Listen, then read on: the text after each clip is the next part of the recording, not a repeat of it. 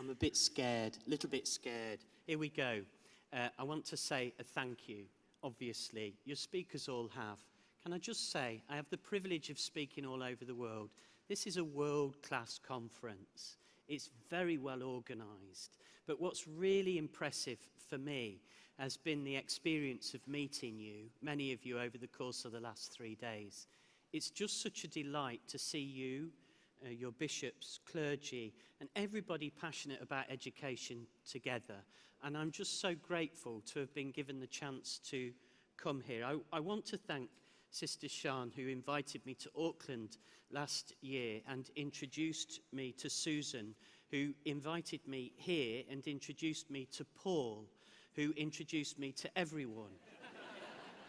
And I want to say that with Siobhan and with Maria, his wife, I couldn't have been treated better as a visitor. This is a wonderful, hospitable country, and thank you for that. I also want to just pay credit to all the behind-scenes work, but people like Terry and her team, who you see in the blue outfits, Megan, Katie, Charlotte, AD. They're wonderful people doing a great job. So thank you for this opportunity. I've got be really quick because I've only got 55 minutes. And I want to say kia ora, of course, and to say thank you for inviting me to this sacred space. And just go with this for a minute, if you would. We've been treated to a feast, haven't we? And these are just some of the people who have been teaching us.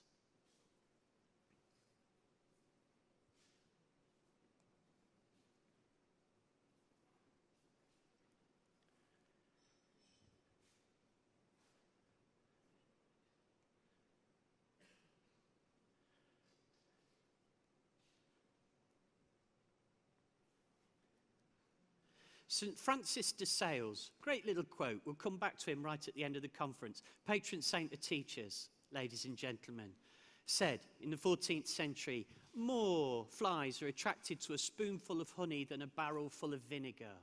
More flies are attracted to a spoonful of honey than a barrel full of vinegar. What does that mean?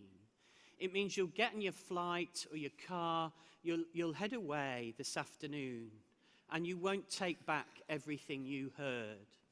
There's just a spoonful of honey here for you. And that's the bit we've got to remember, the spoonful of honey, because actually we lose most of it so quickly. And at the end of this talk, I'm just going to ask you to tell the person next to you what that spoonful of honey was this week. Now take a quick look at that picture. I want you to look at it carefully. I love that picture. I love it.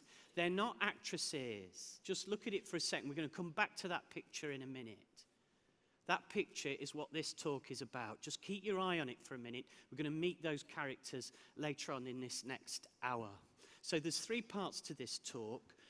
Firstly, why now? Second, reasons to be cheerful. And third part, Katie Varley. And it'll all make sense, I hope. So firstly, why now? What does that question mean and why are we asking it? What does it mean to a company? What does it mean to a company? We long to be together, don't we?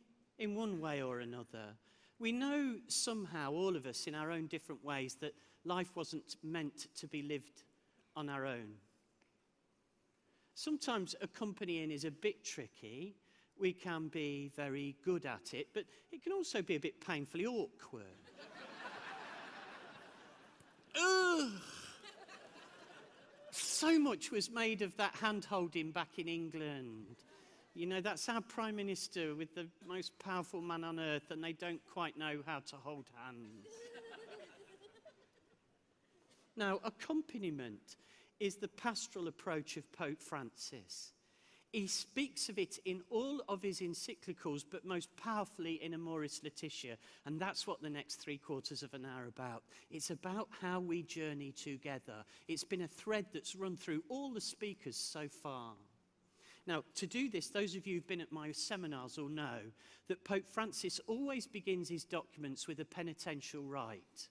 In other words, he begins by saying, are you ready? It could be better than this. He's not asking you to feel guilty or bad or a disappointment. He just says, sometimes the church must hold up a mirror to herself and say,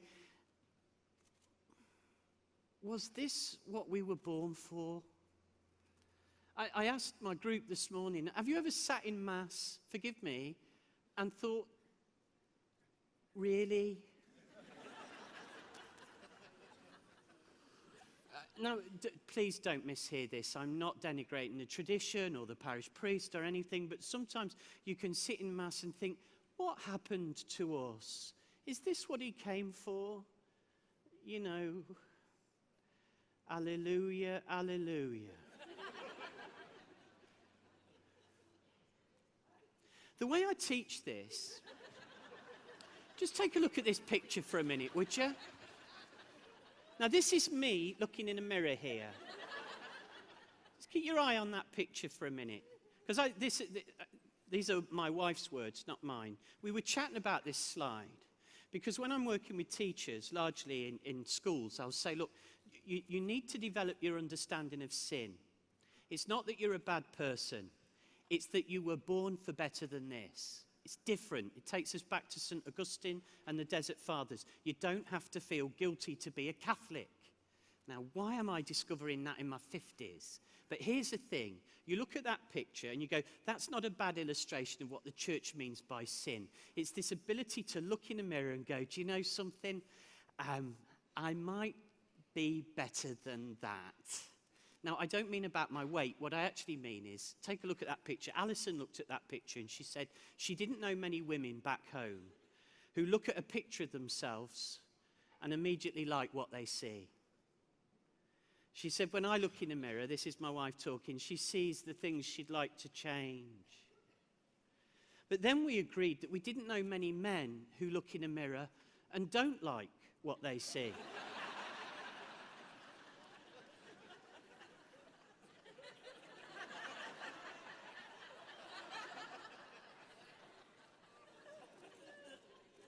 I poshed up a bit for you. It's not that I felt it was a formal occasion. It's just that I brought a suit and I thought, if I brought a suit, I'm going to bloody wear it.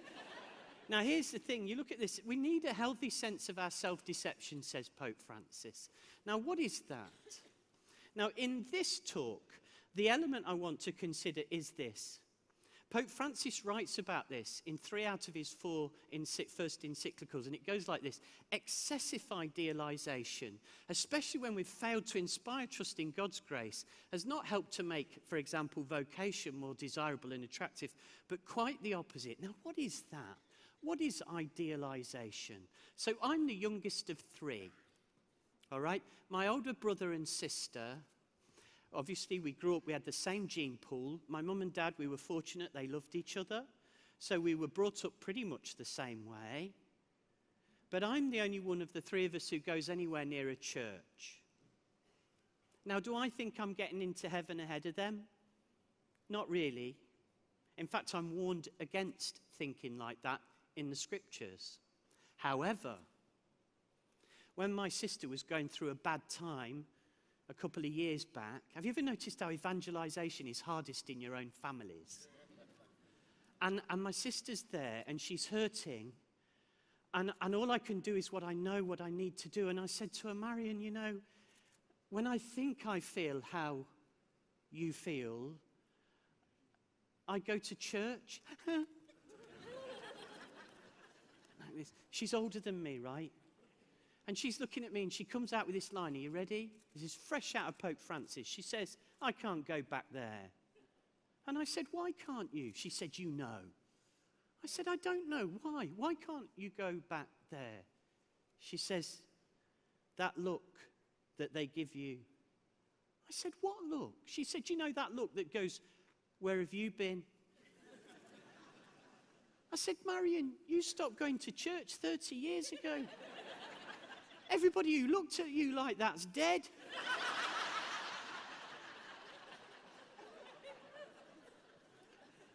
Now, here, are you ready? Here's the great mistake. Forgive me, I can't say that this is true of New Zealand. I'm just learning about you.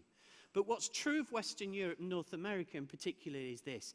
If we mistakenly communicated one thing, it was this, that people who go to church think they're better than people who don't. Now, I haven't met people like that, but the world thinks it's true. Back home where I live, They think that those of us who go to church think we're better than them. I don't know how they learnt that, but it's not out of our teaching. And what it does is it makes people think, are you ready? You've got to be good to go to church. Now that's a disaster for the church. Now I don't know how we got that upside down, maybe over centuries, but we did. Now, here's my accompanies. I'd like you to meet my family. And they are the ones that accompany me. Now, just take a look at this.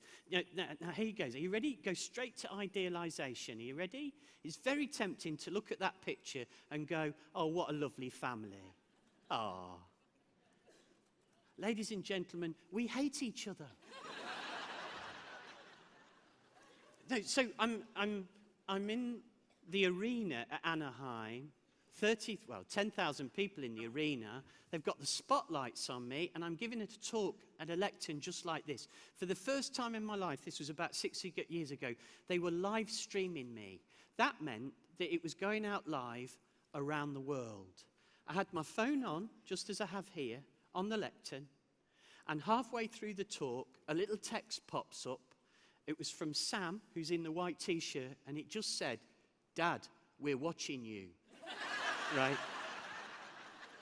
Now, are you ready? Because this took me by surprise. Get ready for his next text. I carried on, and then the next text popped up, and it said, "You're an idiot."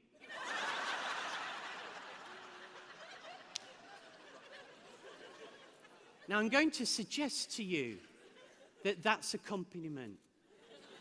All right? My job is to see my life through the eyes of the people who love me most. And that will stop me falling into all the traps. Because sometimes people say to me, oh, it'd be nice if your wife came. I said, it'd be lovely if my wife came. And then they say something crazy like, did she enjoy listening to you? Have you ever met any wife anywhere in the world? You know, honestly, if my wife was here today, she would be sitting on the front row now, looking at me with those eyes the way people do, thinking, when are you going to listen to your own talk, you stupid man? Now, it's really important that you don't imagine, look, I'm not here because I'm holier than you. I'm not here because I'm cleverer than you, or in any sense ahead of you in the line. I'm here because I love this, and because generous people gave me the platform and trusted me with it. That's the only reason I'm here, because I love it. And people say to me, oh, you must be tired after doing it. I'm not, because it gives me life. Now, that's not true of all of us, but the skill is to find the place you're meant to stand and stand there. And here's the thing, those people will love me into heaven because they're not fooled. And they hold up the mirror to me, and Sam will say, Dad, you're an idiot. And actually, he's right. Now, here's the thing, beware of idealization. Right, we're bombarded by images that are just too perfect. And then one day, have you ever been into somebody's home? I don't know, it's so scary to be in another culture. Have you ever been into somebody's home and it's too tidy? You understand what I'm getting at? Now, look, I once went into somebody's home. We were going out for dinner with them. Have you ever done this? You get to somebody's house. And, sorry, I'm so way off my script now, we're in big trouble. I went into somebody's house, I'm sitting there, and have you ever done this? You could tell within seconds that there'd been a row. It's written somehow in people's faces. So we're sitting and thinking, oh, this is going to be a long evening, right? Here we are, we're going to go out with this couple for dinner, and it's clear there's an edge to the atmosphere. And she's sitting opposite us. She said, he'll be down in a minute. And he walks in, and she looked at him, and she did this thing with just an eyebrow, 2 millimeters. 2 millimeters, that's all she moved it. And he turned around and left the room. 2 minutes later, he comes back in a different shirt. No. You go.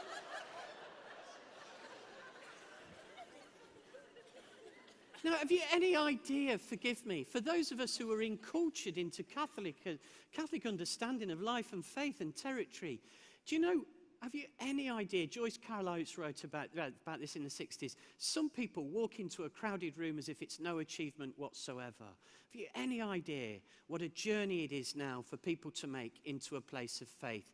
Just get in there.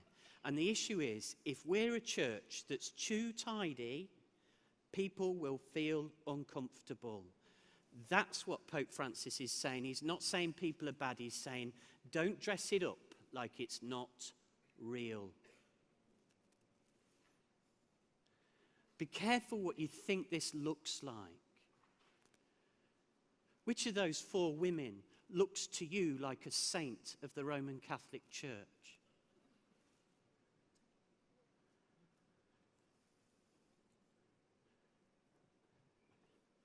And the beautiful thing about Cara is her mum's testimony. She was irritating, awkward, and sullen as a teenager. And the church has canonized her. And that was what was so powerful to hear David yesterday, talking about the holiness of the person sitting next to you. Oh my goodness. Did we tidy it up too much? In Liam Kelly's book on the sacraments, he says we send our photographs to Mass.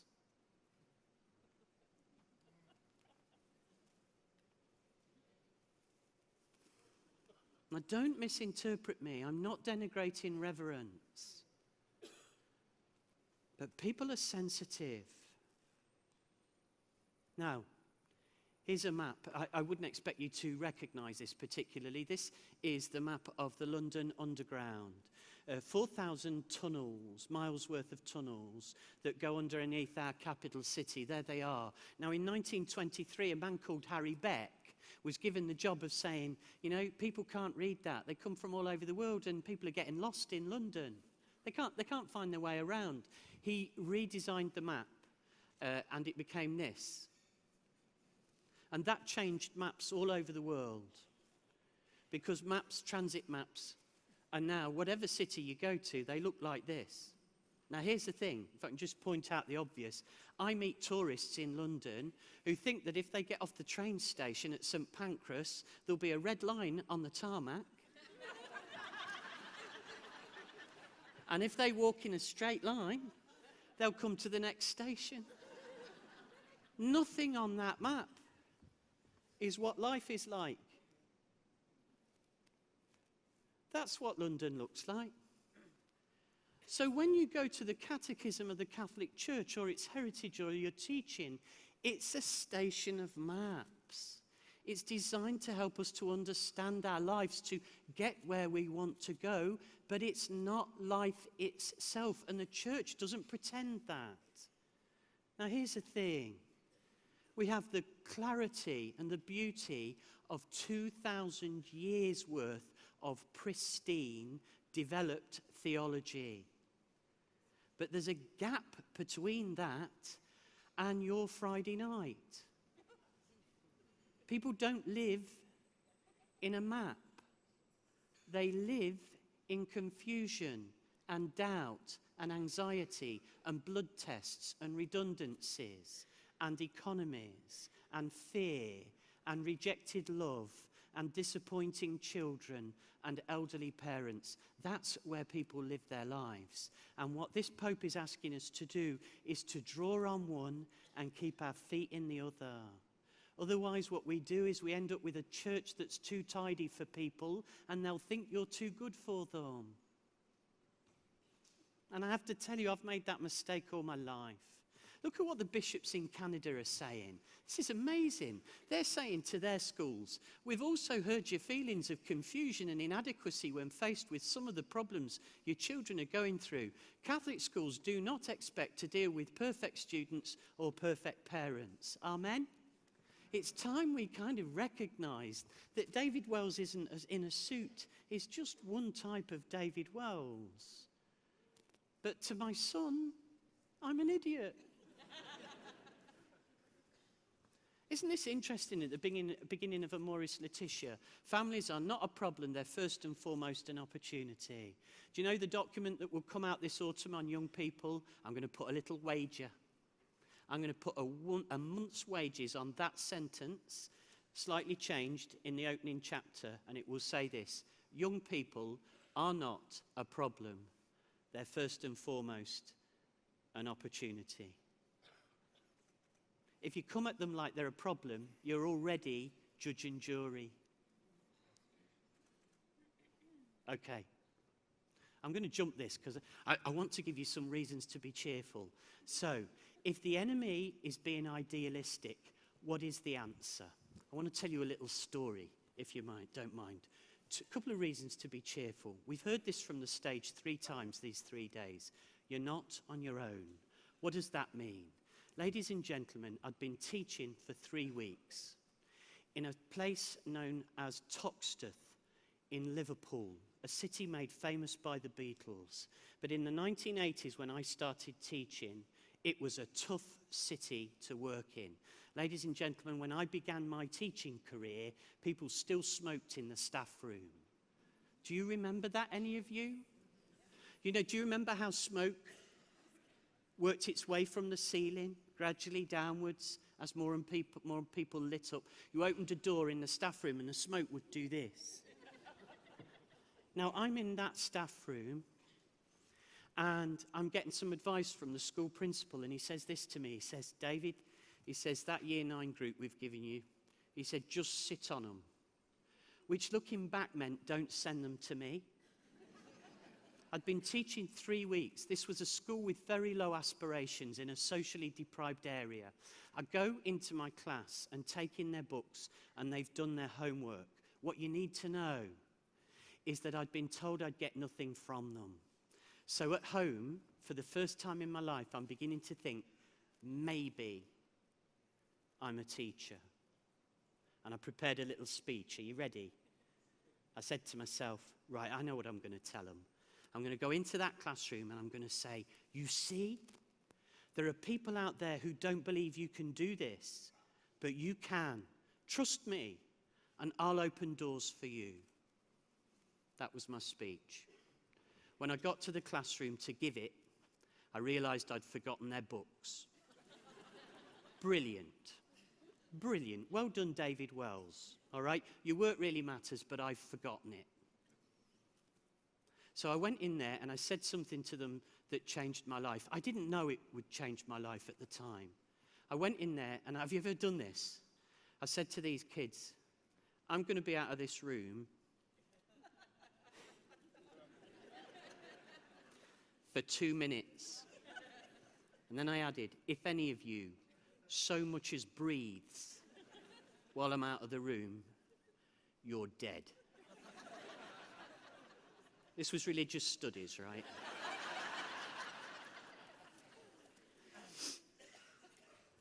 I reversed out of that classroom so fast. I'm young. I dashed down the stairs. My hands are dry. My mouth is dry, my hands are wet. Everything's wrong. I get to the classroom, I get to the staff room, and I see their books. I go back to my classroom in this nervous state, and I did what you do. I opened the door just a little bit to see or listen through the frosted glass as to whether they had obeyed me. And in that classroom was genuine and absolute chaos. I don't mean it was a bit lively. I don't mean that. I don't mean they were talking to each other. There was a boy, this is true now, I'm not exaggerating, he was being hung out of the window by his ankles, right? And he was waving to the class underneath. In the investigation after this incident, I honestly thought he was being bullied. It turned out that he'd volunteered. That's what I was trying to teach. And I'm standing in this corridor, and I had my God moment. Now, I am much more religious when I'm in trouble. So I'm in the corridor with my Heavenly Father, saying this. It will only have been a few seconds, but it was a prayer that came from the heart. Lord, I think you want me to be a teacher, but I don't know, and you're not very audible.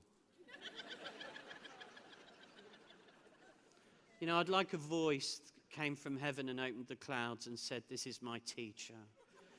But I never had that.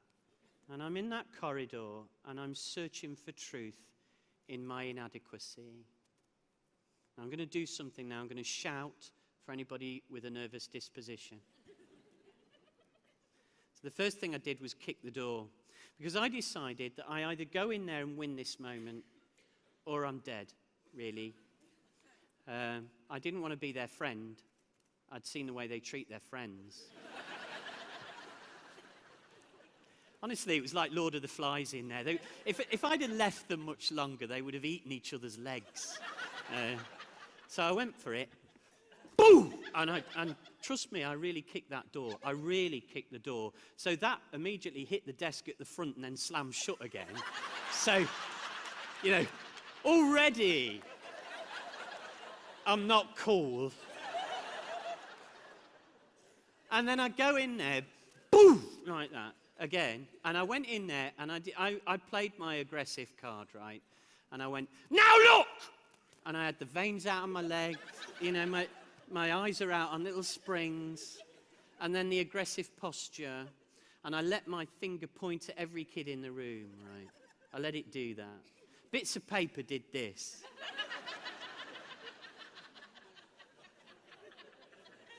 And they sort of let go of each other's necks. And they're looking at me. Everything is frozen. And it was at this moment that I realized that this wasn't my classroom. So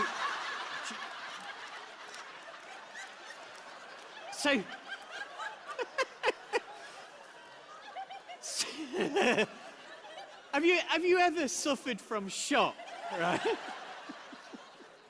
Like they're looking at me like, who is this man? And of course, you know, when you get shocked, you get absolute clarity. I can remember that moment as if it were yesterday. And did you have Faulty Towers down here? Okay. I just did a John Cleese, right? I went, sorry, wrong room. So now, but what do you do? So, I'm in the corridor now, you see. Now here's the thing. At this point, you could choose atheism because you would have some evidence that God doesn't work, right? So, you know, you might say, Lord, I thought from all those good people who taught me that this is about vulnerability. And I am trying to find your will for my life. And I'm prepared to make a fool of myself, and then I find out that you're happy to make a fool of myself. You know, it's kind of like what happened. You know, I placed myself in your hands. I did the thing. I thought, what is that about? You know, if you pursue it, it takes you to why suffer, really. It turns out that my classroom was the classroom underneath the one I was in. And in my nervous state, in a big Victorian building, I'd simply run to the third classroom on the left-hand side of a corridor that looked the same. When I go into my class, it turns out that kid was waving to my class. And I sit at the front of the room, I put my head in my hands. I don't know why that all happened. And in a moment of unfettered vulnerability, I said to them, not paying any attention to them, you won't believe what I've just done. All right? Now, I don't know what was going on in that classroom, because at this stage I'm thinking maybe I'm not cut out for this. And it goes quiet in there. And then one of them said, what did you do, sir? Sir. And I told them the story I've just told you. And they laughed. I mean, they loved it. They loved it. But then, here comes, if you like, the epiphany. It goes quiet. But this quiet isn't the quiet that discipline calls for. It's the other quiet. When you almost go, hello.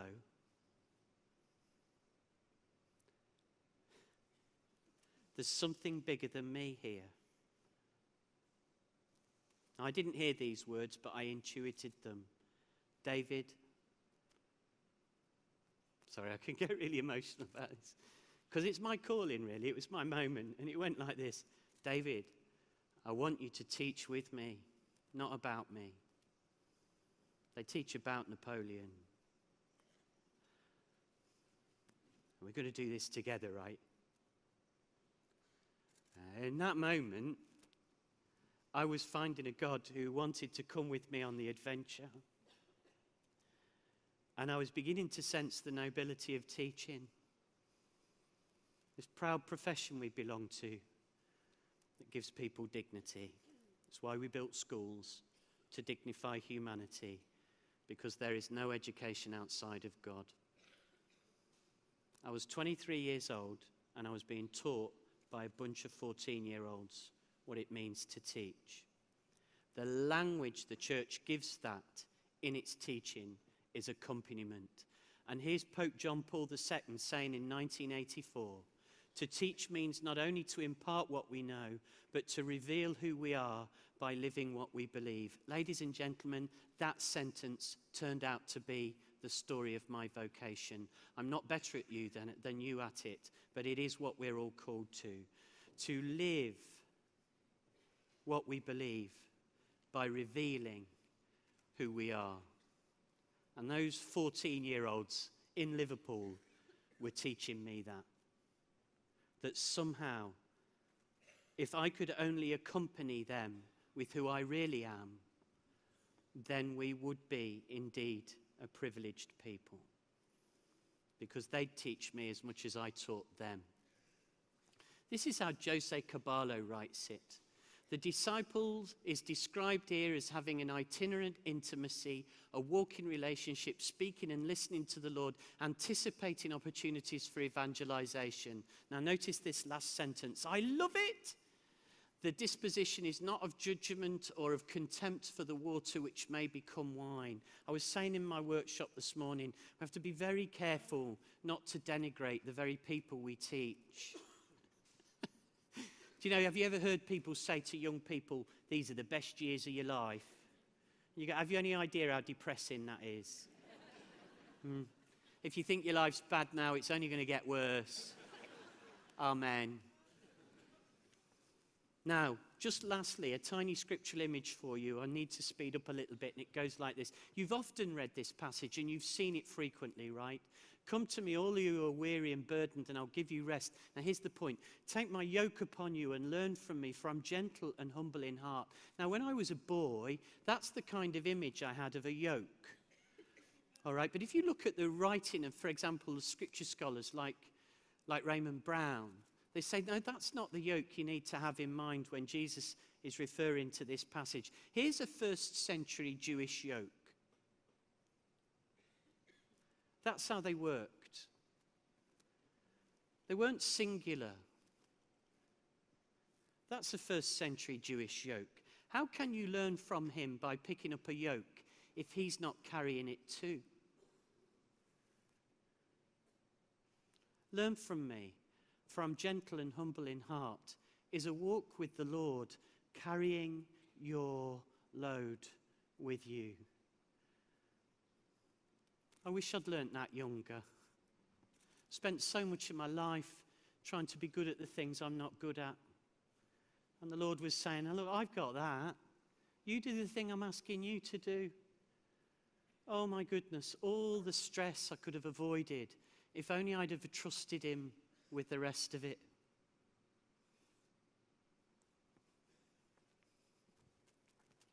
We were not born to do this journey on our own, you know. We really weren't. Now, it's only for 90 seconds, but just have a little go at this if you wouldn't mind. Just say to the person next to you, do you know, I think I'm quite good at that in my daily life, my struggle, my joy. I'm aware of him walking with me. Or you might say to the person next to you, do you know, I think he's right, but I don't think like that. They feel very holy thoughts. Or you might say to the person next to you, I have no idea what this bloke is talking about. All right, but just have that conversation for about 90 seconds. Is the fact that you're on your own a reality to you, or do you sense that accompaniment? Now, if you don't like the person next to you, now is an opportunity to move. And also, you've got 90 seconds, so that's kind of a short time, but just have a quick conversation with each other. I'm not listening. Brief chat. Let's do that.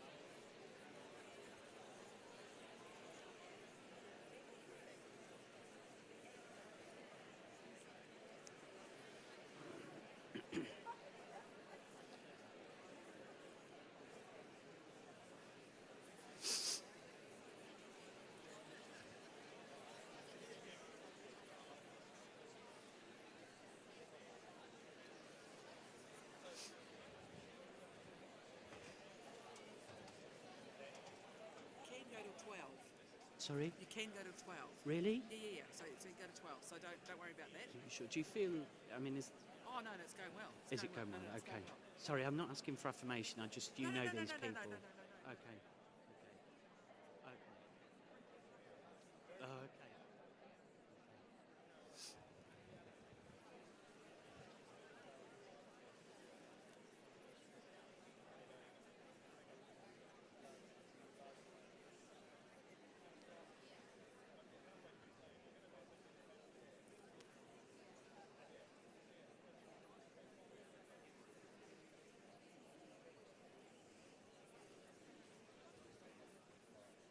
Okay. So I'm keeping my eye on the time here just because we have a schedule and I could get carried away. The second reason to be cheerful is that you can allow your virtues to speak for you. Now, what does that mean? When we're in the business of accompaniment, I was just saying this morning, and notice how this is true. In Pope Benedict, we had a remarkable library. All right, if you want to understand Pope Benedict, you read him. We had the privilege of him coming to London in 2010. It was remarkable. We were worried about the visit, and it turned out very well. And here was the thing. He gave us some fantastic teaching, but it was so dense. You could listen to it politely. What you had to do was read it. He's a gifted academic. If you want to get Pope Francis, you're much better off watching him. Even though what he writes to us is wonderful, the truth is, for Pope Benedict, one of his primary homilies was to understand. For Pope Francis, he asks us to gesture. You gesture it. Come on. That's why one of his primary homilies is about joy. You know, one of his messages to the church is cheer up. You know, we don't serve the world well by worrying about ourselves. You know, it's a little bit like my dad when he was dying. And I asked him, what advice can you give me that you want me to stay with? And he said, Dave, don't take yourself too seriously. You're going to die. You know, lighten up a bit. You know, sometimes I think we're walking around with the weight of the world on our shoulders as if the world is about to fall to pieces and the church is failing. And God isn't asking us to walk like that at all. And so this Pope, one of his primary, isn't this lovely? One of his primary homilies is, church, cheer up. You're going to heaven. You are. Not by your own virtue, but by the one who paid the price. So lighten up a bit. You're going to heaven. As we've heard already in this conference, if there is bad news, have you seen who else is going to heaven? Now look at this. What we're called to then as a pastoral strategy, and we haven't got time to do this morning, is the principle of accompaniment. It goes, the first step is an encounter and an embrace, a sense of belonging, rather than belonging after all the necessary changes have taken place. Now look, we've got problems in England because we're expecting 7-year-olds to understand transubstantiation. Now look, you know, adults don't understand transubstantiation. It's a mystery. But we become very anxious to ensure, out of a noble thing, we become so anxious to ensure that we've taught it correctly, that we can teach it properly and lose our joy. So our teaching becomes anxious. And once that happens, the meaning of our teaching is lost anyway. It doesn't make us bad people. But notice how this document is not going to change the rules. There was some anxiety, particularly around Amoris Laetitia. It's not about that. The real thread of the document is to say something about patience. Walk with people. You're only accompanying them to the next step, not to the end game. We've got some people who want 8-year-olds to be ready to die for the church. I'm sorry, that's lovely if they are, but that'd be pretty unusual. Now here's the thing. We begin by creating a sense of belonging for those who feel excluded. Now this is slightly complicated. I want to give you an illustration. So a man had 2 sons, right? That's me. And my son, it took him 14 years to do this. You ready? 14 years. And then finally, I wonder if there's any other parents in the room that have had this experience. He comes up to me and he says, Dad,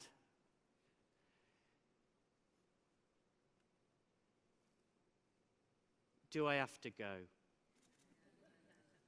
I said, do you have to go where? He said, you know. Do I have to go to church? 14 years it took him to pluck up the courage. I thought he'd say it younger than that. 14 years. I said, why are you asking me now? He said, Dad, they've chosen me to play for the Firsts. Now in my town, rugby is Sunday morning. He's 14. Everybody in his team is his age. He has a strong sense of belonging, a strong sense of participating. He has a role and he feels valuable. Now, what's the answer? I think there might be two answers. Here's the first. I could say to him, son, I know you don't understand yet, but I want you to hang on to the church because it's been a rock and a platform for me, a thread through my life, and I don't want you to lose it. I know it's hard, but stay faithful.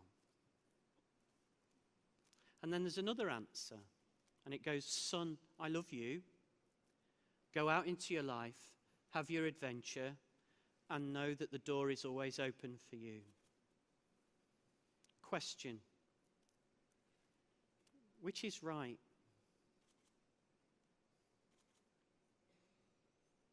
What would you say?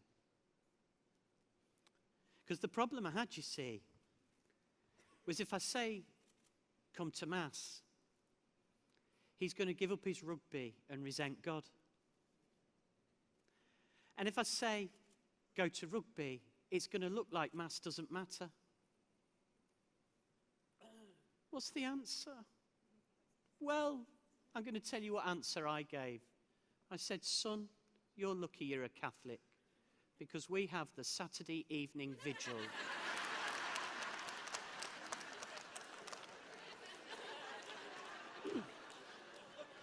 I know. So it goes a little bit like this. And so it came to pass that we would go to Mass together on a Saturday night, and I'd go and stand on the lines on Sunday morning cheering him on. That's how it worked.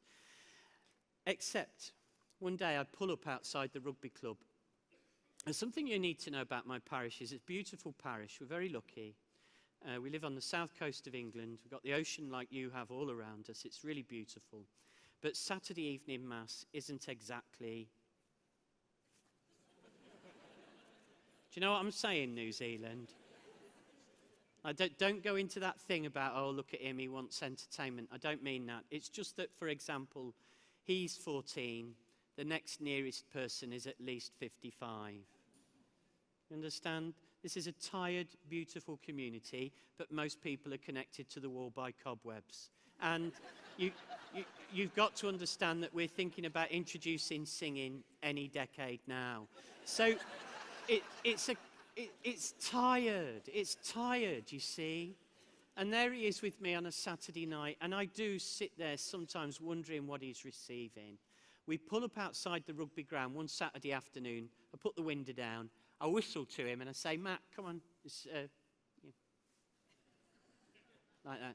He starts to walk away from the lads and he turns to them and he goes, lads, I'm just going to church with me dad. Like that. And I go, who?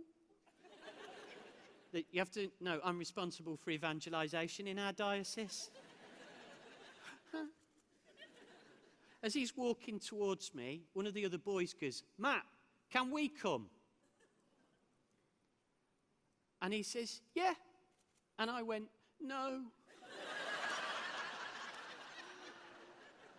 He's 14 and not sure whether he believes and he's evangelising. I'm the director of evangelisation for the diocese, telling him not to come to Mass.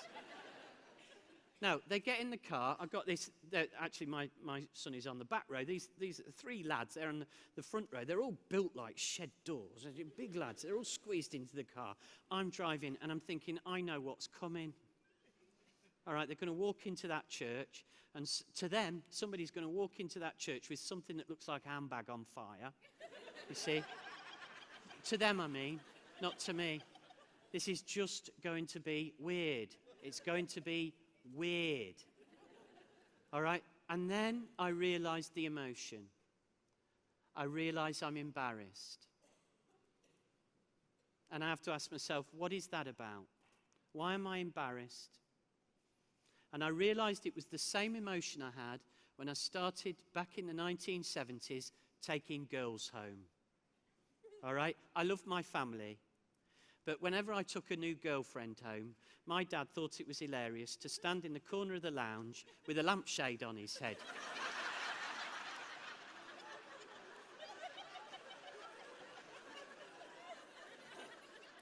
Now, my dad was a little boy during the Second World War. For children during the Second World War, in England at least, it was an adventure. It wasn't the terrifying experience of the people who participated. And so for my dad, the war formed him, really. So on the wall in our lounge was a big picture of a Lancaster bomber.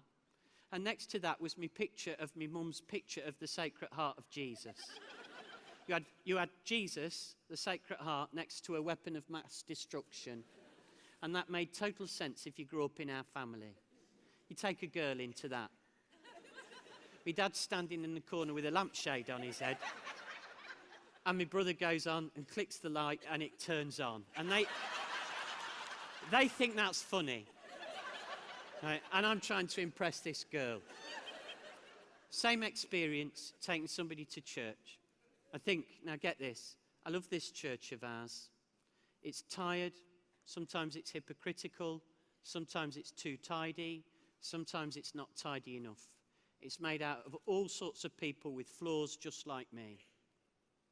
And I love it. I don't know why I love it, but it turned out to be the thread that ran through my life. It doesn't stop it being embarrassing. Just like the people I love. I had the same emotion. I get to Mass. I got these 3 lads next to my son, all at Mass for the first time in their lives. All in a church for the first time in their lives because he invited them. And I'm embarrassed. When that boy came to be confirmed,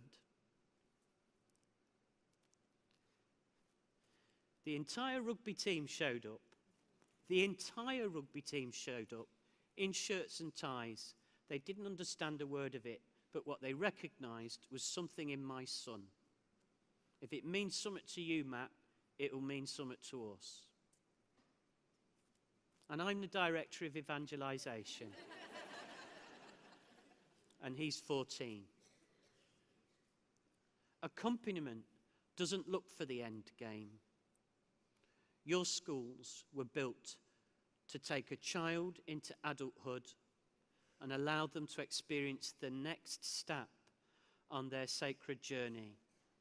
Now stop beating yourself up because they're not finishing it while they're with you. All right? We are a church of hope. We're not contract signers who measure our performance. We're told not to do that in the scriptures. We reap where other people have sown, and we sow for other people to enjoy the benefits.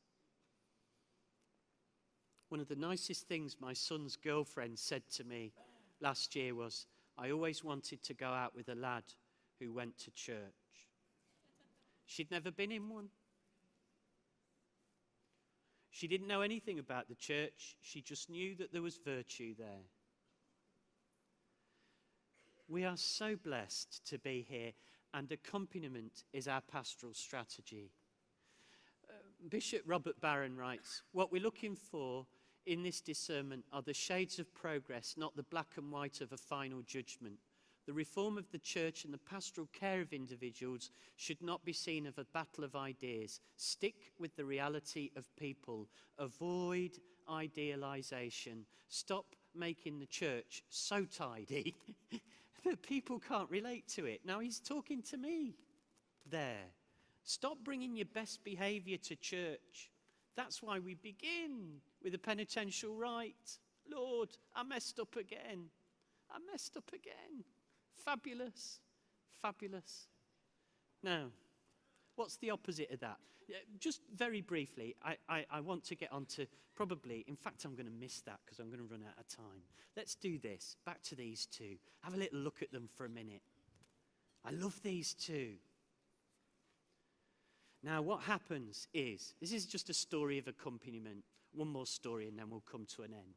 You look at these two women. Now, what's happening there is it's October of last year, and Channel 5 on the British network have basically asked a religious order to take in 5 women from the glamour industry into their convent for a month. And the way they sell this on British television is, it's a lovely line, you ready? Friday night meets Sunday morning. All right? And then it adds, expect fireworks. All right? What the editors wanted really was a kind of clash in front of us. They're not bad people.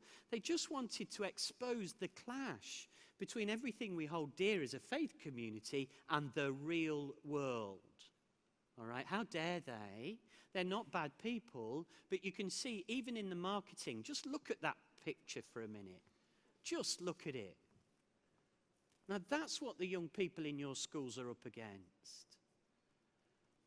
A kind of idea that Sunday morning is a bit deluded and a little bit out of kilter, and Friday night where real stuff happens. Okay.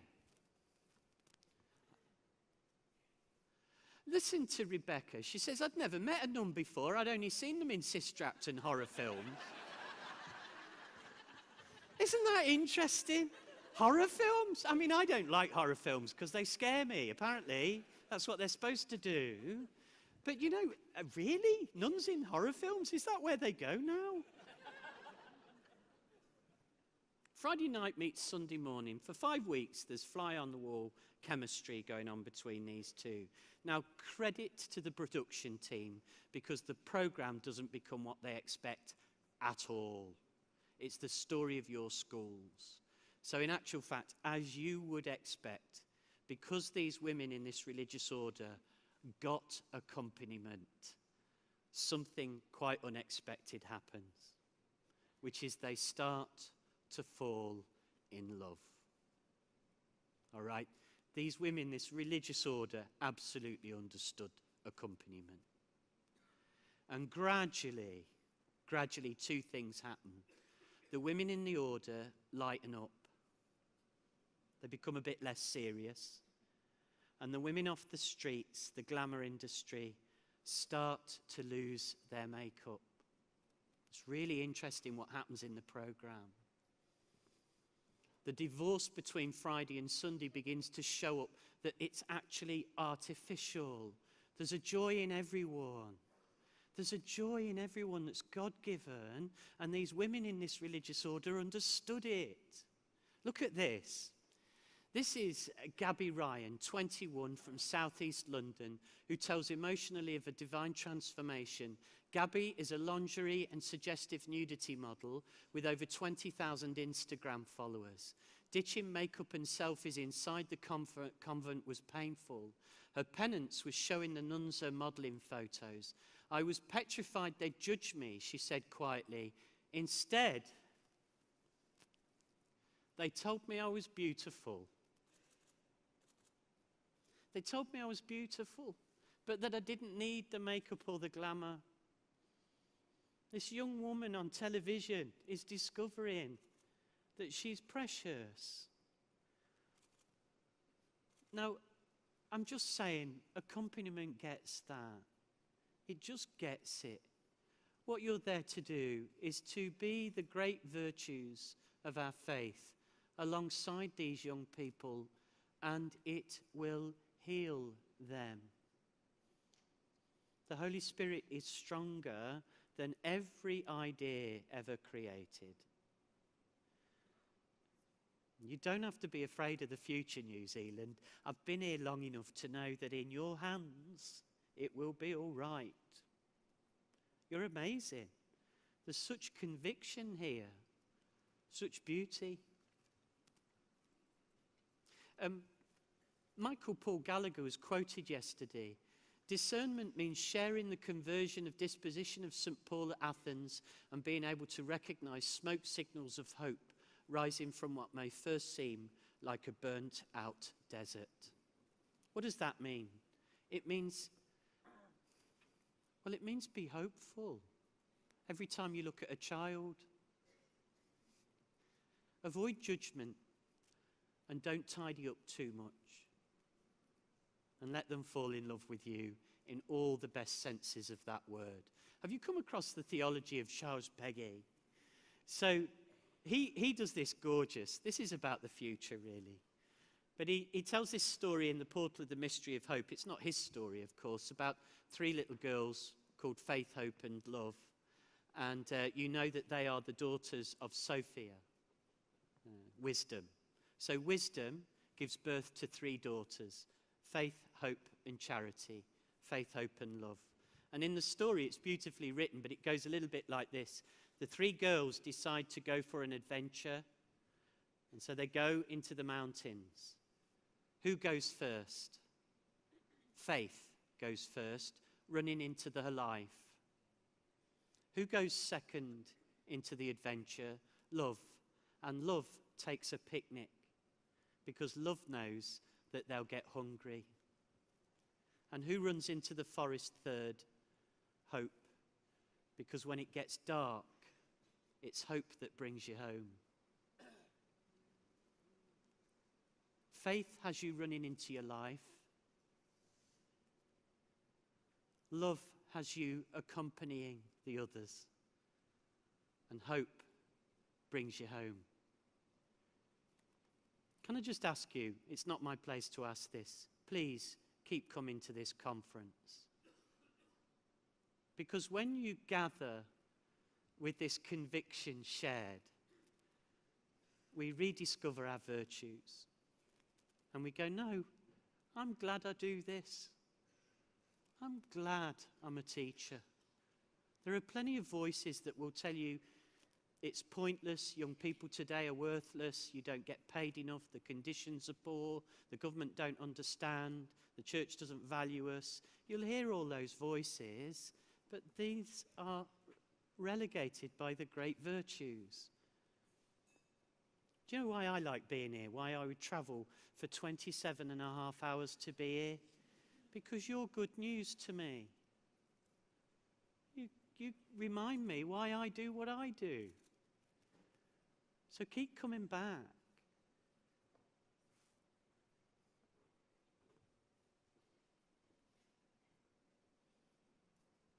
No more voices of it's all getting worse. You're amazing. You could be for the Catholic Church what the All Blacks are for rugby. You could. You really could.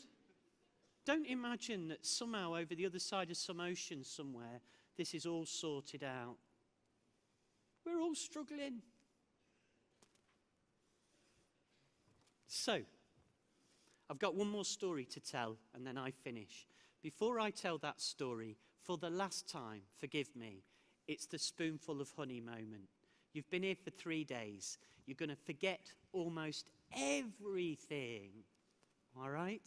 But what I want you to do is just tell the person next to you, have you thought anything, felt anything, read anything, seen anything, conversed anything, that you say, that's the thing I need to hold on to on a Tuesday in July?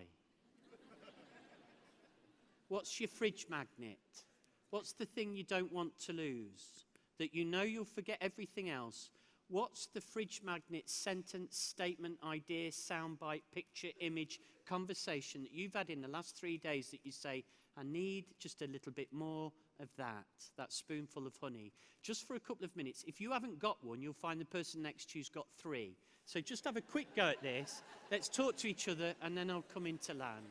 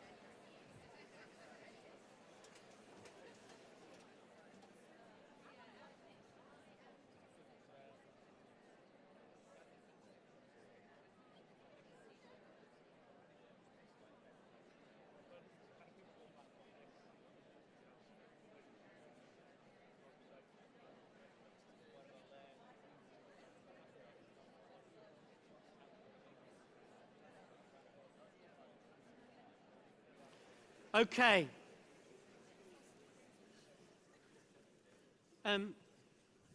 Just to say, I began my teaching career in 1983. I spent the first 10 years of my career teaching young people religious studies and PE, which was a great combination, actually. But then after that, I found myself, it's a strange story, but I ended up working for the bishops in England and Wales, and then became an adult education advisor, and sort of never went back to the classroom. And now I find myself in this beautiful country.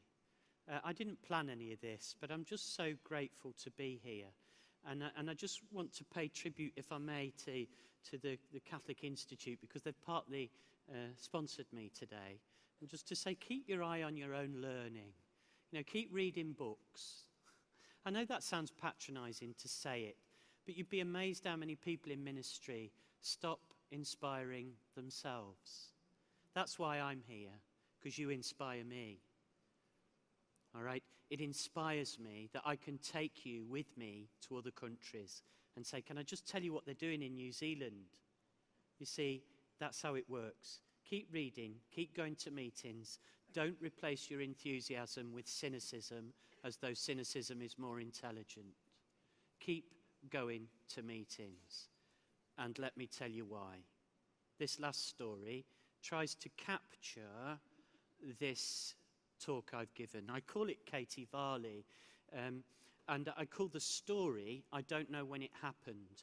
And the reason I call it I Don't Know When It Happened is that I don't know when it happened, which is why I call it I Don't Know When It Happened. She walked into my classroom on the 4th of September 1986. I met her just a couple of years ago on Facebook, and she agreed that I could use her real name. Katie Varley. God bless Katie Varley. She walked into my classroom. I was in my second year of teaching. She was my first year 11 class, so she'd be 16. She was tall and quite striking. She had remarkable deep blue eyes. There was something quirky and yet deeply attractive about her. But she was also probably the most angry person, I think, to this day that I've ever met. But she was bright, and she channeled her anger. And it meant that she was good with words. Have you ever met people who know how to insult you skillfully? This is not a girl who would resort to expletives. She watched, she listened, and when you barely noticed, the knife would go in, normally just on the side there, just underneath your rib cage. She'd get you. She was good, but she was cruel. And she made no apology for either. What she did, though, after 3 weeks of teaching that class, you'll understand this, is she silenced everyone. Because you see, you don't be vulnerable with a person like that. And my religious studies teaching depended on conversation. It did. I could get nothing out of that class because she was more powerful than I was. I don't know when it happened, that's the point. But I do know that I got nothing from that class and it became dead. You see, one of the tragedies about people like that is that they become bullies. You see, you seek the affirmation of that person because to have them as an enemy is far worse. And so in a perverse way, a girl like that becomes very popular. And so it came to pass that in our school at that time, we would take our young people on a retreat just before they began exam leave to prepare for their final tests. So the last thing they did in our school was go on a school trip with us to a retreat centre high up in the hills. We took this class there, and I call the next part of this story the Ministry of the Corridor Patrol. Anybody who's ever taken young people on a school trip is going to know what this is like. It's called sitting in a corridor on a threadbare carpet with a lukewarm cup of coffee and a light bulb until 3 o'clock in the morning, waiting for the little sods to go to sleep. I don't know when it happened, but I got a knock on my bedroom door. It's about 5 a.m. Mr. Wells, we can't find Katie. Now, when you lose a 16-year-old girl on a school trip, all you hear and all you read in your imagination is the headlines. I never ever wanted to make that phone call. Oh, I thank God that I was spared it. But I leapt out of bed, took off my dinosaur pajamas, and went into action, gathered the staff, and we went looking for this girl, and as Providence would have it, it was me that found her. And I don't know when it happened, but there she was, sitting about a quarter of a mile away from where we were staying, smoking a cigarette in the dawn, light rain. She carried on smoking the cigarette as if what she'd done was of no consequence. And I hated her for that. I hated her for the way she took that drag out of the cigarette when she knew I was there. I hated her for that. And I sat next to her and I said to her, Katie Varley, for 2 hours before breakfast, you're going to talk. And I have to tell you, she kept me waiting for at least 20 minutes, probably the longest 20 minutes of my career. And then finally, she spewed. Why she hated her mum, why she hated her stepdad, why she hated her brother, why she hated school, why she hated the Roman Catholic Church and all it stood for, and then, she saved the best list for me. And I tell you, she was worryingly accurate. I mean, I'm sitting in the rain at 5:30 in the morning, hearing why I'm not a good person. And in these moments, you do wonder if you're paid enough. I don't know when it happened, but I'm sitting at the back of St Barnabas Cathedral, Mansfield Road, Nottingham, made famous by Robin Hood, of course, but there I am at the back of this huge church in a dark place, a mass on Sunday evening for Catholics with hangovers. And there I am, sitting as far away from anybody as I could possibly be. And then I get a tap on my shoulder, and for the first time in my life, I said these words to somebody in a church. Katie Varley, what the hell are you doing here? I mean, the words came out of my mouth before I could stop them. What the hell are you doing? This is a church. Blech.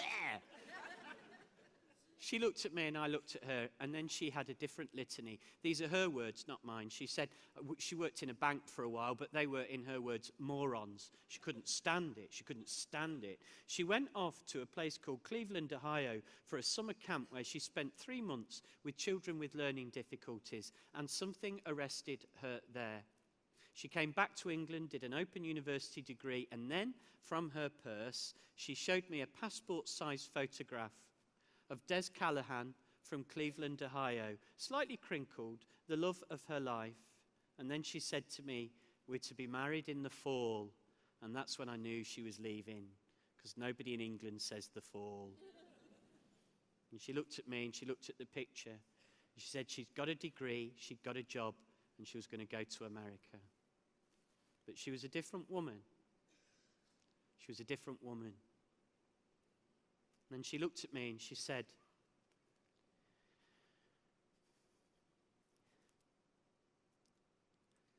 I come here because of you.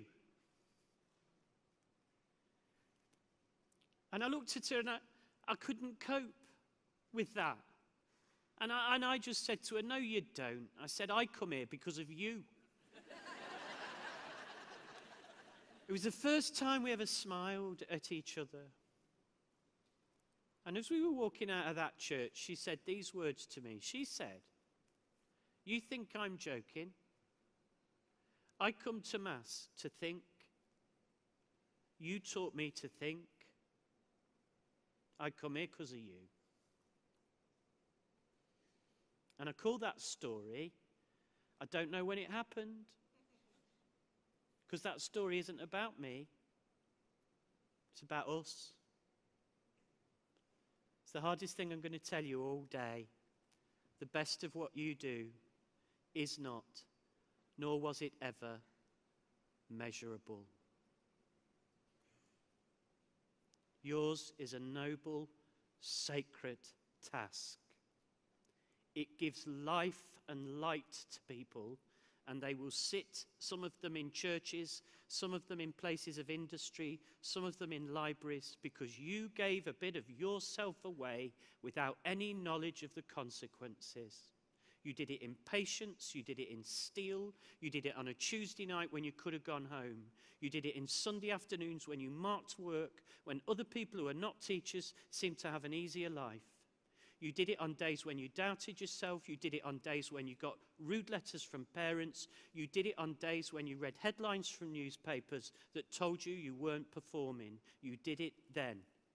And when you get to heaven, you'll be greeted warmly, because on those days you gave a bit of yourself away.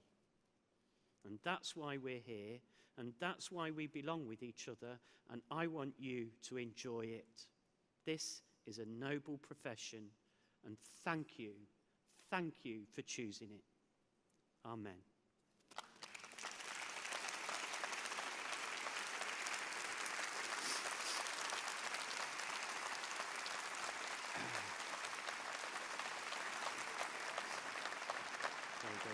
Oh, sorry, you don't need that.